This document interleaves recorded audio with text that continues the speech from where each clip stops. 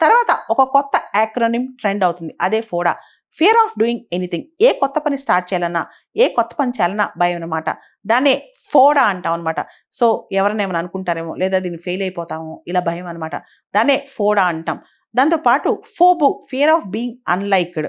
అంటే ప్రజలు మనం జడ్జ్ చేస్తారేమో, ఇలా డ్రెస్ వేసుకుంటే ఏమైనా అనుకుంటారో, ఇలా బిహేవ్ చేస్తే ఏమైనా అనుకుంటారో, మనల్ని చూసి ఏమైనా అనుకుంటారేమో, లేదా సోషల్ ఈవెంట్స్లో మనం అందంగా లేవనో, ఇలా ఫియర్ ఆఫ్ బీయింగ్ అన్లైక్డ్ ఇది కూడా ఎక్కువైపోయింది. ఫోబు అంటాం, ఫియర్ ఆఫ్ బీయింగ్ అన్లైక్డ్ అనమాట. తర్వాత 4G, fear of joining in. Social anxiety అనమాట. అంటే ఒక గ్రూప్లో జాయిన్ అవడానికో, ఒక కాన్వర్జేషన్ స్టార్ట్ చేయడానికో, మనం తక్కువైపోతాము, లేదా మన భాష బాగోదు, లేదా మనం అందంగా లేవనో, ఈ విధంగా ఉంటుంది అనమాట. దాన్నే 4G అంటున్నారు అనమాట. అంటే ఫియర్ ఆఫ్ జాయినింగ్ ఇన్ అని. తర్వాత ఫోపా, ఫియర్ ఆఫ్ పీపుల్ అరౌండ్. ఎక్కువ మంది క్రౌడెడ్ ప్లేసెస్లో లేదా హై ప్రెషర్ గ్రూప్స్లో ఉండడానికి ఒక భయం అనమాట.